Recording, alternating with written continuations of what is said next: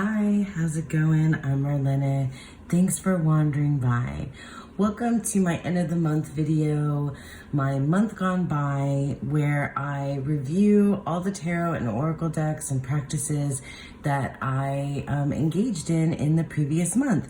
So today we are taking a look back at July 2025. So let's go ahead and just start right here.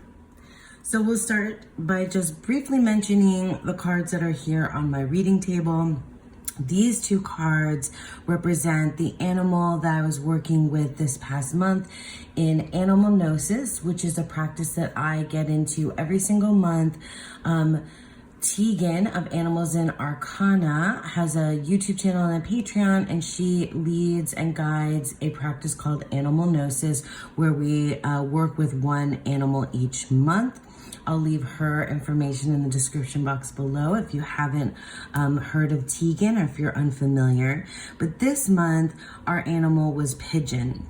And I also pulled out dove because I happen to have doves in the trees often, especially at this time of year, around me. So actually, if I can find it, I'll insert the sounds of the doves in my, like right outside my door now.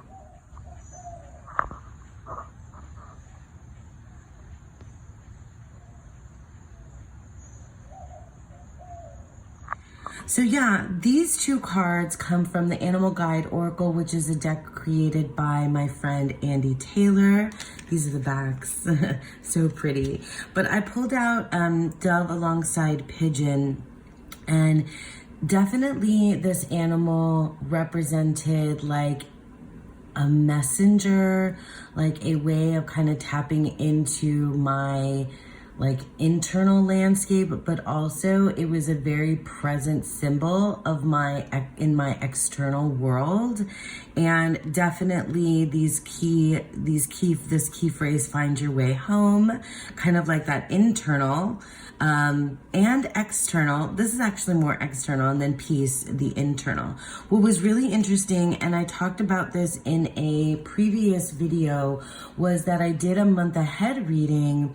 And I had this, like, especially at the beginning of the month, I had these repeating cards. And so one of the repeating cards was the Ten of Swords. And that was my, it was my internal card for my month ahead reading. And it just so happened that when I pulled out the Ten of Swords from the two animal decks that I chose to work with this month, they had a dove or a pigeon on it. And so I'm going to show those cards. They do depict like a gruesome, animal death. So if that bothers you, just, be forewarned. Just wanted to let you know that. But this is from the Animal Totem Tarot. And this is definitely a pigeon. And then this is from the Anima Mundi Tarot, and this is a dove. And I just thought it was like so just, synchronistic or just really important, okay? It just stood out that both of the decks that I chose happened to have the Ten of Swords, which is a significant card for me at the beginning of the month, and carried through the whole month. Both had the pigeon and the dove on it. So I definitely needed to work with, and did work with, this energy all month, in sort of like this like push-pull between this external and internal idea of home and what brings peace. So yeah, that was very significant. Let me put these back here actually. Okay, so then we are in Leo season. In fact, I'm filming this a little bit before the end of July, but we are currently, this is my decan cards. These are the decan cards, and I will explain that to you in just a moment. But first, I want to show you my Pegasus card. So from the Pegasus Oracle, every new zodiac season, I pull one Pegasus card, and it goes up on my altar space. as my like protector and guide. And like, could you, not think of a more beautiful, perfect card for Leo season, Pegasus of the Eclipse. So I'm really excited to see how, because Leo season kind of just started, I'm excited to see how this guardian kind of travels with me throughout all of the season of Leo. Now, over here, we have our first face of Leo, the first decan of Leo. So if you're unfamiliar with decans, check out my playlist of my decan walk that I did a couple years ago. But just briefly, a decan is a piece of a zodiac sign. So each of the 12 zodiac signs is broken into 3 pieces, and each of those pieces span 10 days or 10 degrees, and they are associated with a minor card in the tarot. So the first face of Leo, this comes from the Picatrix Decans deck.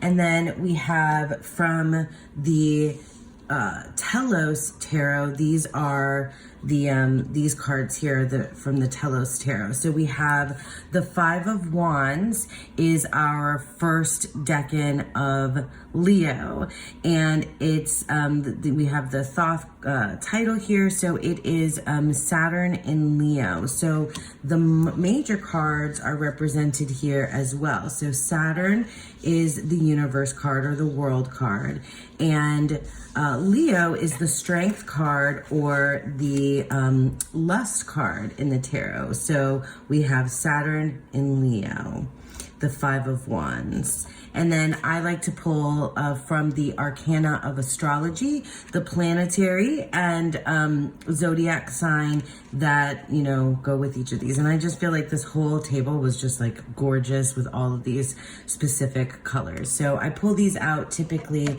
at the beginning of the decan and keep them out there. So then these cards over here, these span the entire season of summer. So if you look at a decan wheel, you have your little slice of the pie, which is the 10 days of the decan, but also we are covering the entire summer as well. So I like to pull out these cards.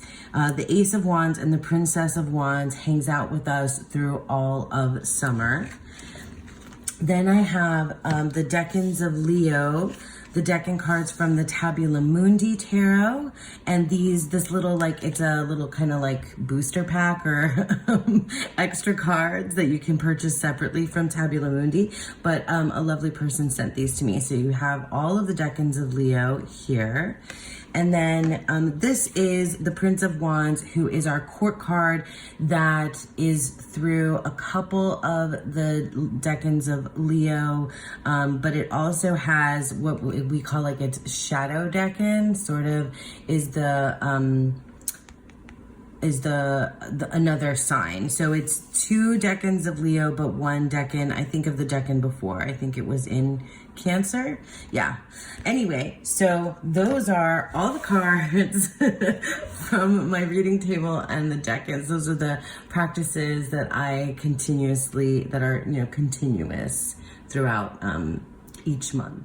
Okay, and so to spice things up a little bit in my, month gone by, I kind of want to give out like superlatives, or not necessarily superlatives, but like awards to each of the decks or combos of decks that I used this month. I don't know, this is just where my brain went this time. So I'm gonna kind of like assign an award or superlative to each one of my decks. But it's just my weirdness coming out as usual, guys.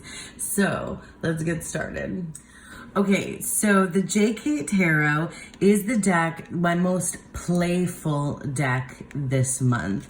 And this is a reprint of an older deck that was done by Tarot Collectibles. So it's an indie deck, and it is a Rider-Waite-Smith, reboot, but it's just different colors. And I mean, it's not exactly, Pixie. It's definitely definitely not Pixie's artwork, but the composition is very similar and the coloring is different. Anyway, I love this deck, and I used it, I used it playfully, because what I did is I played tarot solitaire with this deck several times this month, and I was inspired by Anna of Astro Lady Tarot, who had a video where she was like, bring back the tarot games, and she did a tarot solitaire. She did a version of tarot solitaire that I'd not seen before, because I've played tarot solitaire but in a different way. I'll link her video down below so you can kind of figure out the rules, but this one was like easy, not too intense, and I could play while I was watching, you know, tarot tube or other things. And I really enjoyed it. It was really fun. But I mean, I also did, like, with this particular game, when you get to the end of it, you can have cards left over, and I used those cards as a reading. It was not super serious of a reading, but it was still, you know, a reading. And I really enjoyed that. It was super fun to do. I had a lot of fun with this deck. It was bright, it was playful. So yeah, so the JK Tarot is my most playful deck this month because I used it to play Tarot Solitaire. Okay, these two decks win the award for the best daily draw cards, the best 2-card readings, the best, not necessarily pair, because that's not necessarily what, I have another one that's really a better pairing, but this was the best to start my day. So I like to pull cards in the morning, you know, when I'm having my coffee and before I go to work. And these two decks worked wonderfully that way. This is the 8 Coins Tattoo Tarot. And this deck is, for some reason, I thought this deck was a collaborative deck, and I had stayed away from it because of that. But it's not. It's all the same artist, and it's so good. It's been around for a long time. The only thing that I don't love about this deck is that it's a little bit bigger than standard tarot size, so it's a little bit harder for me to shuffle. But man, I've really, really enjoyed this deck. And I also pulled it because it satisfied one of my prompts from my TBR jar when I went to pick my decks for July. It had, one of the prompts was about where hands feature, and this deck, answered that prompt. So I was using this deck, and then I decided it needed, you know, it needed an oracle to go with it. And so I don't know why, but randomly I chose the Tantric Dakini Oracle. I guess I was missing this deck. It's one of my favorites, and I hadn't used it in some time, and I thought maybe these two would go, I love this card, would go well together. And also the Tantric Dakini Oracle, you can read it as an oracle, but each of the cards is associated with a tarot card. It leaves out the court cards, I believe. So I was also using it that way and reading it, which I haven't usually done before with the Tantric Dakini. I usually read it as a oracle only, and I don't look into the tarot, but this time I did, because sometimes things were you know, doubling up, which is really cool and important. Plus also, I was having this whole month of like these repeating cards, or these like specific cards that I, you know, needed to work with. But together and in the morning, these were just the right, oh, I definitely got this card. They just worked really well together. It was good for daily draws. And the way that I do daily draws is I'm not like reading predictively. I'm just sort of like, what is this concept, this idea that I need to like meditate upon? Like, what do I need to know? What do I need to be thinking about, you know? I don't need encouragement to think a lot. That's one of my favorite pastimes, is just sitting around daydreaming and thinking. Yeah. But anyway, I love a deck combo, or just a deck by itself that makes me really think, and this was a combo that absolutely did that. So the 8 Coins Tattoo Tarot and the Tantric Dakini Oracle win this month. You know, I'm handing out my own awards for the best at daily draws.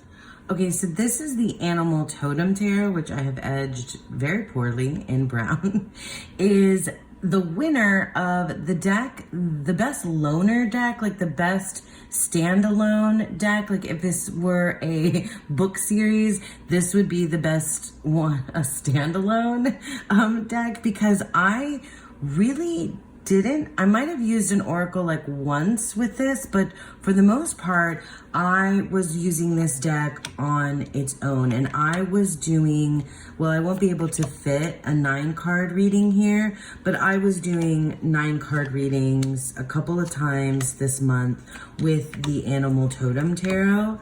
And I mean, I know that folks don't love the name, the title of the tarot, but I really do love this deck.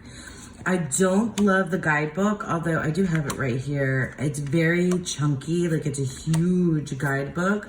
And I used to go to the guidebook, but there's a portion of the guidebook where it's the animal like talking to you. And sometimes it's really cute and charming, but sometimes, I don't know, for whatever reason, like I started to get like annoyed by it. Sorry, but you know, true story.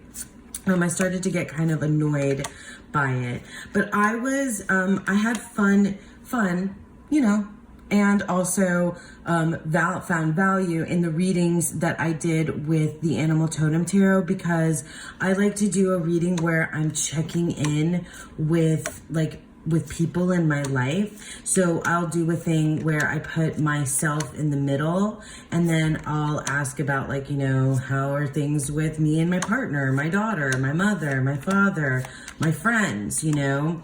And I used this deck, you know, for that. And like each card, then I read it together as a whole, like, you know, so all the cards around me, etc. So this deck worked really, really well for that. 4 of Wands. Why are you upside down? Probably because you were in one of my readings.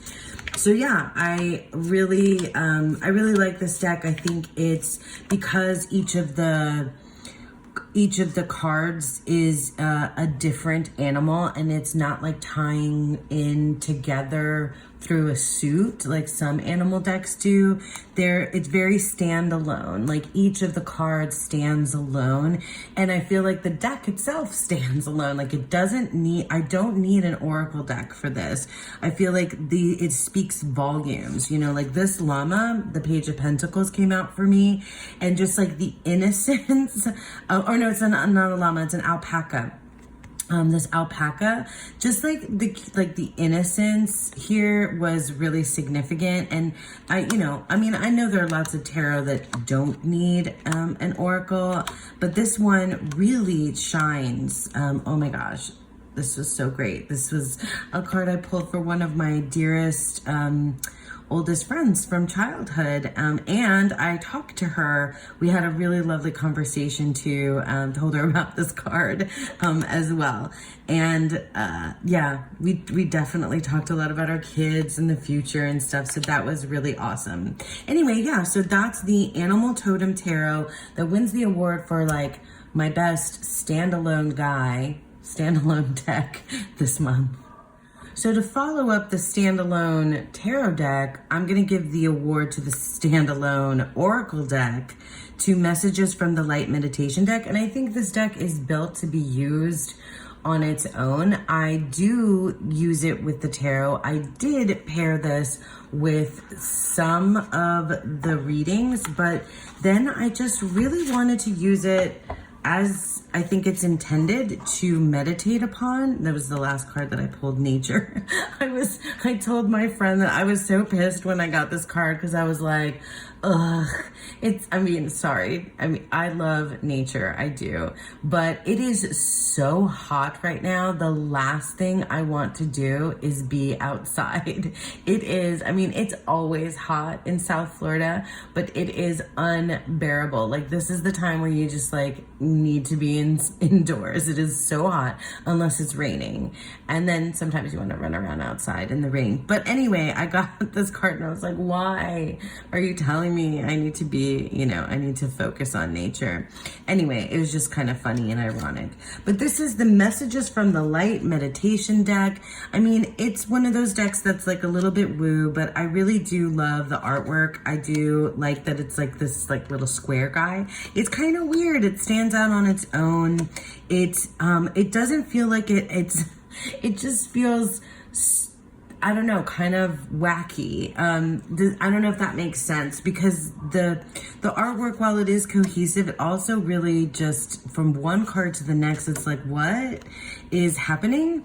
And that's cool because you can just kind of path work or, you know, meditate upon the word. The words, you know, get me much more than the artwork usually. Sometimes I forget that I'm even looking at something. I just like read a word and then just like kind of like fall into my mind's eye. I don't know. Do any of you get that? Am I just such a weirdo? But yeah, I like this deck. I was using it just a few times that I pulled it on its own.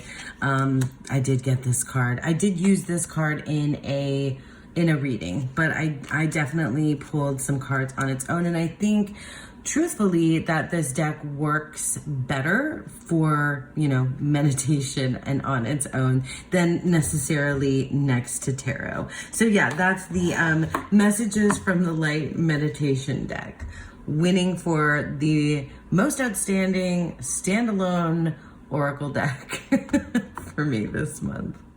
Okay, so these two decks win for the most beautiful pairing. Just like take your breath away beauty, just like soft, gorgeous. Like I was saying before that I get lost in the words, these decks can pull me into the artwork. And it just was gorgeous. So we have the Anima Mundi Tarot and the Seashell Oracle. So I did, you know, a lot of just, I don't know, next to each other, but also like all around, you know, the mulberry bush, like, you know, seashell card in the middle, which, I mean, this is a perfect deck for the summer. But I definitely used the keywords. I use this differently, probably every single reading. I probably didn't have one reading where I did the same thing, because I did a thing where I would, you know, put the card in the center and then use, you know, the keywords for 3 different placements. But then I did a thing where I pulled 3 cards, and from each of them, I know 3 is such a magic number that, you know, that works so well, but I would one time, I think, or maybe, yeah, I think maybe just once, I pulled 3 cards and then I picked, you know, which of these 3 words stood out to me the most with the artwork and how I was feeling in the moment. And then I pulled, you know, the tarot cards around it as well, or like on top of it or beneath it as well. I mean, I also did, you know, a thing where I had like two of these and 2 of the tarot. Let's look at the tarot as well. So we'll just start layering things, because I just can't ever do things the same way. I don't know, but that's not true either, because I have some very solid practices that I do exactly the same way. But yeah, this is the Anima Mundi Tarot. If you haven't ever seen it, it's gorgeous. Let me just make sure that, yeah, we're showing off. Oh, and there's our dove. But you know, we did this with our cards. We had it like this. So I can show you more of them, right? Gorgeous. Even though the color of the border is slightly different. That might bother some folks, but like not me. I think it was, yeah, I think it was fine. I just love the way that it looks together. So then I'll do this guy as well. We'll do the 3 so that you can see how they looked, because I did that definitely a lot. Everybody has a different style, and I, you know, when of reading and that they like typically do, and I like mine just tends to change frequently. Like I'm not, you know, there's people who like pile up all the cards one on top of the other, which I think is super cool. And then there's folks who like to have, you know, a very like specific layout. I change things up. Oh, I'll have to show you the book that I was working with as well. So like, here's another way that I, you know, put the cards, which is typical, I'm sure. All of these are, you know, but like they look so lovely together. And I definitely was using the keywords. I also did, you know, like I said, I was kind of reusing, like checking in to my month ahead spread. So I was pulling like the same cards from different decks that were part of my month ahead, and this was one of them. I just think that this pairing is so beautiful.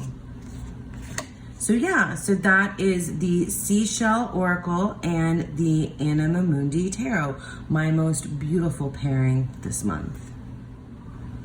Okay, so we're gonna have a little book interlude because I just mentioned it, and this book gets the prize, the award, for the most surprising practice that I did this month, because I've had this complete book of tarot spreads by Evelyn Berger and Johannes Feibig. I'm not sure that I'm saying those names correctly, sorry.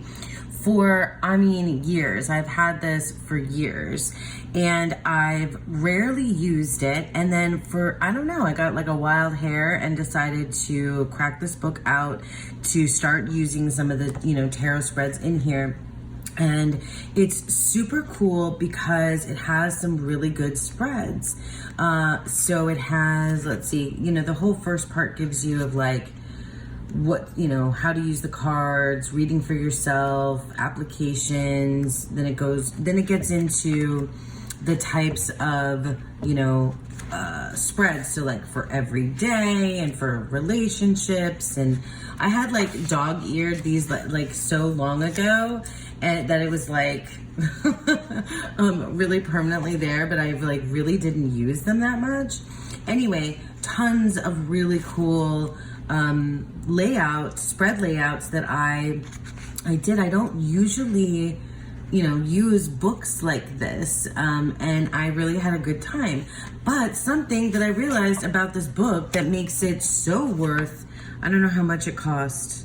I don't know how much it's, okay, so $9.95. I'm not sure if that's still the price of it, but like, it also has this part in the back for tarot and astrology, and you guys, it has like all the lists and graphics that you would need, except for a wheel. It doesn't have a decan wheel, but it gives the like astrological correspondences here in the back. Like, you don't need to buy another, like a big tarot and astrology book. If you want to just have like a quick reference, this is it. And I was really excited to see it.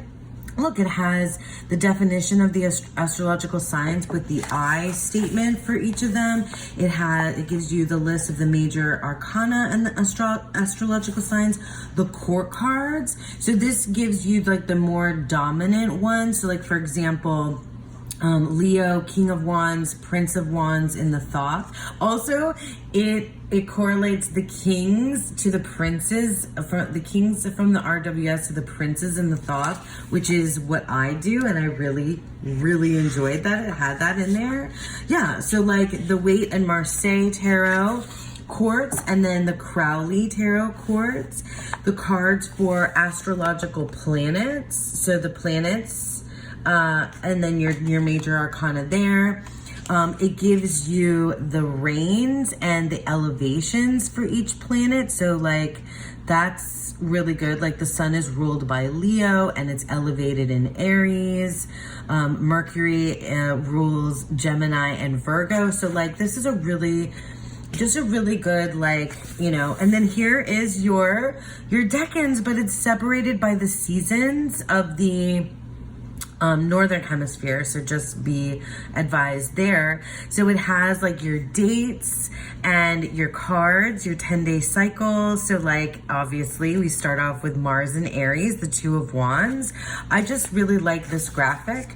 And then an overview. So then it has the date, the astrological sign, the major card, the court card, the numbered cards, the the ruling planet card, and the card of the elevated planet. That's a great overview for the astrology. Then again, it gives you these lists again.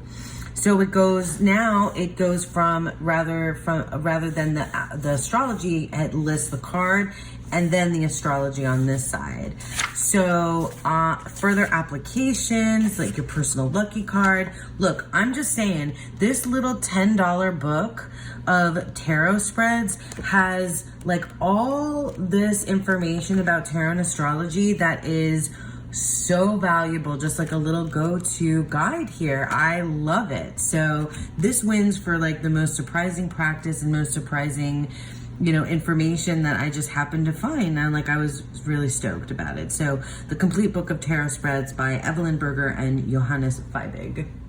Okay, and this deck, the Pulp Girls Tarot deck, wins for like my favorite deck of this month, and maybe one of my favorite decks of this year. We'll see again at the end of the year if that holds true. I use this deck the most. I wanted it with me all the time. Like this was just, yeah, I got this deck from eBay because it is a mass market deck that went out of print. Like, why? It's so sad. This deck is just good. Like everything about it is good. I love the artwork. I featured it in my Playing Barbies with My Decks tag collab that I did with my friends, and I just freaking love this deck. It is a Rider-Waite-Smith reboot with these like amazing, super cute Pulp Girls. This was my card. The energy of the month was, I'm telling you, was the Four of Swords, guys. This is me this month. I definitely have been so fatigued, and I did give myself, I was really trying to listen to my body and rest this month. I tried. Look at like just how hot, like I love this deck so much. So it definitely wins. The Pulp Girls definitely wins, excuse me. The Pulp Girls definitely wins for my favorite deck of the month. But I also have two oracles that like became, you know, part of the family here with this deck. So this is like the best deck family. I used the Bad Girl Oracle, which is an indie deck, as part of my like hot decks. Did you guys watch my video of like the best spiciest hot decks for the summer? This was, I think, in there. Wasn't this in there? It had to have been. But yeah, because it's hot. And I think it goes like extremely well with the, it's an archetype deck. It goes extremely well with the Pulp Girls Tarot. But I also grabbed the Venice Witch Oracle, which I wasn't planning to use this month, and I just needed to because this like hot pink needed to be in my life again this month. It's so summer, it's just so vibrant and amazing. So these are the backs. It's got this like hollow edging, so cute. This is a mass market oracle that it doesn't have a lot of cards, but it's just different. Like I like that the keywords are I mean, they're not typical. Some of them are, but some of them are like, what's happening? Which I like. And it really kind of just goes all over the map. It's like modern, it seems ancient, it seems like fantastical. It's kind of just what is, you know, it's just kind of all over the board, which is fine. And then these, just right? Aren't they cute together? Let's do the thing. We'll flip through. I think this is, you know, there's that Emperor card that was following me all month long, and home because of my dove or my pigeon as well. Oh, it does have an abundance card, so I can't say that it's that. This is, I don't know. You guys tell me, like, how many Oracle decks have the abundance card in it? To me, it's like a cliche at this point. And I don't mean to be a jerk or anything, but like, it's just so true. It's so true.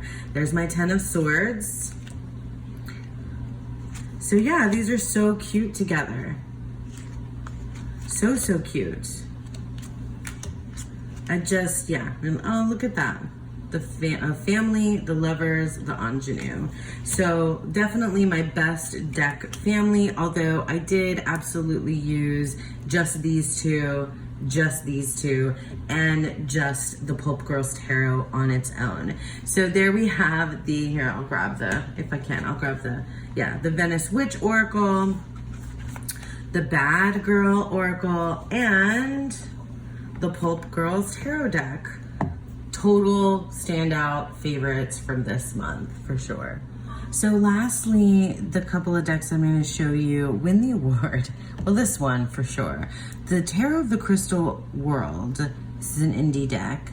It wins the award for the hardest hitting deck this month, and it was really unexpected. I grabbed this deck this month because it fit one of my prompts for my July deck picks, and also because it's on my 25 and 25 list of decks that I wanted to use this year, because it was brand new to me and I hadn't used it yet. It shuffles like lovely. It was a deck that you can get lost in, and this deck definitely has a world. This is the crystal world. You get pulled into this world. It's a little bit creepy, and it's kind of hard hitting. It's like this post-apocalyptic world. It's got like these elements of old world, new world. It feels very, it reminds me of N.K. Jemisin, the Broken Earth trilogy, but it also reminds me of like literally like any dystopian novel. It makes me think of The Gunslinger, the Stephen King series, The Gunslinger. And it's like you want to, like, I love the people in this deck, and I love them, but it is raw. Like, it just feels like, I don't know, at this point in time, it just feels like it's like scary, like to project into this kind of dystopian world, if that makes any sense. And it was really hard hitting. The readings were really hard hitting. So I needed something to match it in terms of its intensity and maybe help clarify, not necessarily soften the blow, but like clarify things. So I grabbed the Poesis Oracle, which I think I have the first edition of this deck. I've had it for some time. It is also indie. I'm pretty sure it's still available. It's, you know, one of these really kind of like stark decks, and is this, you know, cream and black colored deck. I've thought about rounding these edges a little bit more because they're kind of sharp and a little hurty when I use the deck. But in any case, I'll just do them side by side, but I was doing all kinds of configurations with these two decks, and it was extremely hard hitting. I did use the Tarot of the Crystal World on its own, but I really needed some help because it's a little bit confusing. It's not immediately clear what court card you're looking at. So that was a little bit annoying when I was using this deck. God, it's got these like Western vibes. Look at this Nine of Swords. I definitely pulled this card, and the characters that don't have pupils or irises like are really they're really, really unsettling. But I still love the artwork, and I still get like, I think I got a little too lost in the Tarot of the Crystal world. Like, it was definitely making me feel, I don't know, I was hoping, I wanted to have a little bit more of a hope punk vibe, but it really felt a little bit too dystopian for me. Yeah, it was just giving kind of a bleak outlook kind of vibe, scary. But some though have that more hope punk feel of like she does. Yeah, I got her, the Queen of Pentacles. But look at this Nine of Wands. It actually reminds me a little bit of the Hayworth Tarot, a little bit in that kind of creepy way, but also really like, you know, it opens your mind a lot. This is my favorite card in the Poesis Oracle. It's, you know, it's Sisyphus. It's definitely Sisyphus. Love it. So yeah, oh, I got this wheel card too. I love this wheel card. These hands. Yeah, look at the, oh my gosh, this Ten of Pentacles. So beautiful. I got this card, the practice card. Oh, look at that together. Heal. So good, yeah. The upside down cards are obviously the cards that I got because I can't shuffle things back in properly ever. Look at this, the Star and Tears. Oh my gosh, yeah. We'll leave it there. So most definitely the deepest, most intuitive, most hard-hitting deck was the Tarot of the Crystal World, and then it just became even more like, I don't know, intense and poignant. That's the word, like poignant, with the Poesis Oracle. Yeah. Okay, so that's it, you guys. That was my month of July 2025. Thank you so much for sticking with me. I hope that you enjoyed that, and I hope that you all have a beautiful, wonderful day. Bye.